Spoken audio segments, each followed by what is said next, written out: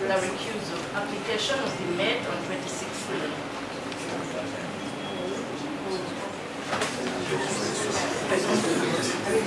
Order.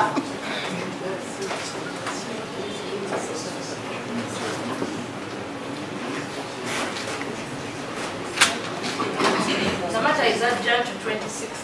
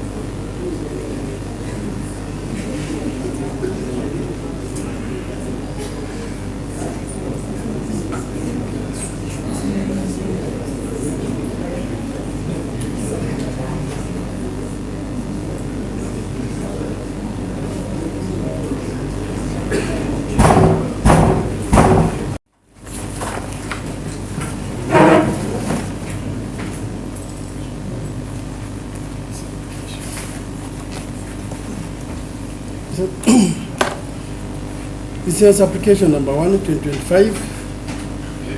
That is Uganda versus Kano retired Dr. Kizza Besigye, Haj Abed Rutale, and Captain Dennis Wala. That's what I see. Bayan Tulinawe, Roscovia Kuligira, Isaac Wagara. Just a bit slow.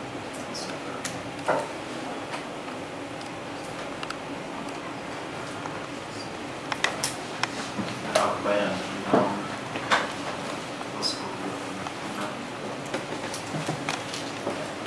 Isaac Wagara, Kapshaluna, and Waka.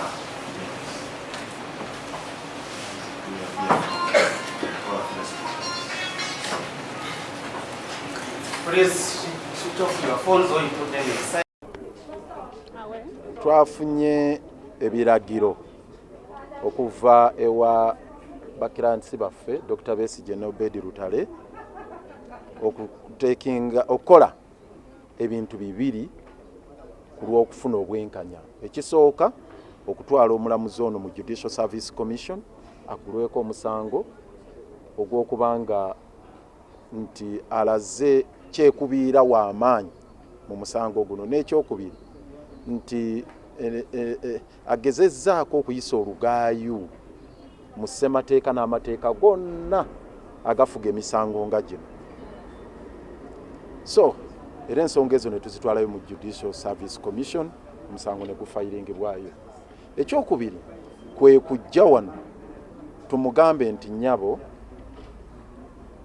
bakiranti baffe tebakyakulina mu bwesige, n'olw'ensonga eyo tosobola kugenda mu maaso na application yeno gye badde baleese oba kuwuliriza nsonga yonna. Era zino ze nsonga. Esooka kwe kuba nti olwaliiro omulamuzi teyali badde na wano, kubanga fayiro ekwata ku musango gwa Dr. Besigye ne Obed Rutale baagitwala dda mu High Court. Era twebuuza ki kyasoma wali kyabikkola. kikyabikula kyasoma wali tikiriyo olw'ensonga nti lwe twasembayo okujja wano state yagamba oba gavumenti ewaabira Besigye ne Bedi Lutale nti bo bamaliriza okunoonyereza kwabwe era baliredde omusango okuwulirwa. Njagala atali munnamateeka ategeere kino nti misango nga gino egya capital offences oba egya Naggomola lwaki zisooka magistrates court nga teginnaba kuweerezebwa mu high court okuwulirizibwa kubanga ssemateeka agamba omusango gwe bavunaanibwa ogwa treason ne prison of treason giwozesebwa high court yokka naye lwaki omuntu asooka eno wansi nti waliwo bino byetuyita preliminaries ebisookerwako pre-trial processes nti ebyo musooke mubikole bukweno wansi state efuna obudde obunoonyereza emala okwasembulinga obujulizi bwayo fayiro bw'eba eriredde nga state egamba kati tumaliriza buli kye twetaaga tugenda kutandika okuwozesa omusango guno fayiro ng'omulamuzi agizingazingako n'obujulizi bwonna bwe balina nga babiweereza mu high court. Ekyo kye baakola kakati wekyo bamala okukikola amateeka galaga nti omulamuzi obuyinza bwe bwo buba buweddeko ono wa wansi ogwe guba guwedde kasita omala okukola ekyo ogugwo guba guwedde obanga muzaalisa omuzaalisa tomala kuzaalisa ate noddayo muleba nti ate okole ki omukazi amaze okuzaala so amaze fayiro eugenze mu high court ate okyakola ki ne Dr. Besigye no Bedi Lutale ekyo mu myaka gye practicing dda amateeka giri 28 ne bapulida abalala bananjulira ku nsonga eno n'abalamuzi bennyini tekibangawo nti omulamuzi amaliriza okukomitinga fayiro mu high court for trial ate n'atandika okuleeta applications endala leeta application eno application arising out of what evudde mu ki mu fayiro gye waweereza edda mu high court for trial so kye yakoze kiraga nti luno olulimi si lwange ali incompetent oba nakiteeka ntya mu luganda ga nti ekyo kyera kya luzungu kye yakoze kiraga nti tategeera mateeka ye incompetence ansonyiwe omanyi bwe kyogera kiwulikika kinene naye incompetence kitegeera nti tategeera mateeka kubanga mateeka kyegamulagira si kye yakoze ekyo nno nga kyabulabe kuba guno omusango gwa Naggomola Besigye ne Lutale singa guba kamuvi bagenda kalabba so toyinza kuzanyira ku kintu kikwatagana na musango munene bwe gutyo guno si gwangasi si gwa buntuntu butini so kyetuvule tugaa nti eno nsonga nene ate nga muhoozi ne banne bagamba dda nti Besigye agenda kalabba ekyokubiri kwe kubanga mulamuzi yasalawo komitinga Dr. Besigye nga talina looya ne Bedi Lutale mujjukira nti balooya beekandaga abaaliwo kwolwo omulamuzi kye yalikoze yalibadde either agwadijaninga naga Dr. Besigye tukuwaddeyo ebbanga omala okufuna looya omulala naye teyakikola oba yaligambye nti ate tulina budde bulinda waliwo akawaayiro mu ssemateeka akamuwa obuyinza obuga nti katukufunire ffe looya bamukakatikeko nga ali ku kye bayita state brief oyo looya aba ayina okubanga gavumenti yemusasula tewaliwo muwaatwa gwonna gumuweebwa mulamuzi kugenda mu maaso na musango ogwa capital offense nga guno nga bali tebalina looya so ekyo nakyo obutamanya incompetence okuba nti simu unywevu mu nsonga z'amateeka nga n'olwekyo ensonga gyakutteko tagimanyi bunene bwayo kisembayo kwe kuba nti omulamuzi yasalawo n'abanga addamu okuwulira application eno mu mbeera gyakoze era nga alinga alaga nti alina obuyinza obusobola okuwuliriza application eno nakkiriza state okuopening up amasimu ga Dr. Besigye n'ebirala so ne tuweebwa ebiragiro bakiranti baffe nti tusabe omulamuzi ono ave mu musango guno era ne fayiro agiggalewo kubanga application eno teyina makulu ayina kugiggalawo bw'ataaguveemu nga 26 n'agusigalamu ate waliwo era ekisingawo. Tuno olutalo lwe tutandise lunene kubanga nga bwe mbagambye twava mu General Court Martial nga tulwanyisiza Franco Mugabe ne ttiimu ye era twagireka eri ku ttaka yadde bagikomezaawo mu sheepu endala naye twagireka ku ttaka. Naye ne bweneekomawo kye njagala okugamba ye Franco Mugabe takyaddamu kubeera chairman waki ye Freeman Freeman Mugabe si Franco. Freeman Mugabe twali naye mu General Court Martial tumugaa tujja kukuba ekigwo ku ttaka yadde bagikomezaawo era bataddeko obuwayiro si bwe bulungi obulaga nti Freeman Mugabe yali incompetent tasobola kubeera chairman wa General neeno gye bakomezaawo Freeman takyasobola gikyeyalinga. So nono kyetumugamba kati olutalo luno situjja kuleetebwa mu kooti tujje ngaalinga bazze mu Kangaroo Court nga yabulabe n'okusinga General Court Martial. Kuba twadduka eri ekibabu katugamba balibo olulimi olwabwe lwa mundu tebawulira mateeka katujje eno abali ba civilian abanaawo ekitiibwa ssemateeka nino tusanzeeyo Freeman Mugabe omulala ali mu ngoye za civilian. Tugambye tejja kuba mmanya ya nkoko katumwambalire so lutandise. Instructions of our client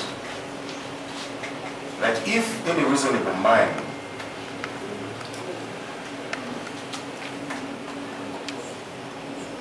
has been in court present in conduct of these proceedings,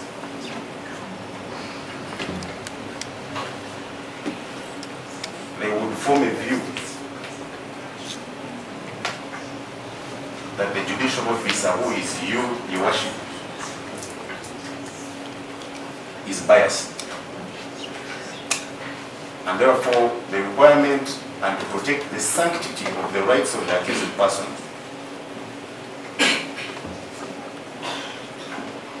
is that you recuse yourself. But if that argument is disregarded, the fact, much obliged, Your Worship, the fact with the applicants in a complaint at Judicial Service Commission is sufficient that you cannot now dispense justice against a person who has complained on both your conduct and your competence. Judicial officers are not robots, they are human beings. And therefore, we beg and pray that you recuse yourself from this matter for it to proceed independently and impartially. Much obliged, Your Worship. Works in this court, which we are not sure about by the conduct of the last proceedings. The rules I've just cited and the ones we are proceeding under, which are the rules of recusal, do not envisage under any circumstance where a state responds to an application for recusal. The rules and the procedure for recusal in instances where a party arises is that the party rises, the judicial officer has an opportunity to respond, not a state attorney. And therefore it would prejudice our application if the rules are not followed to an ultimate realm. And we pray that they operate in this court for at least today. The state attorney does not or is not given leverage, and I will share the rules if he does not have it, much as I thought they are public documents which you should have. They do not envisage a state attorney responding in such an application, and we pray that you, the judicial officer, you respond, and we shall be happy if you recuse yourself, and if you don't, we shall now seek other avenues. But we pray that he does not respond and the rules operate in this court for today. Much obliged.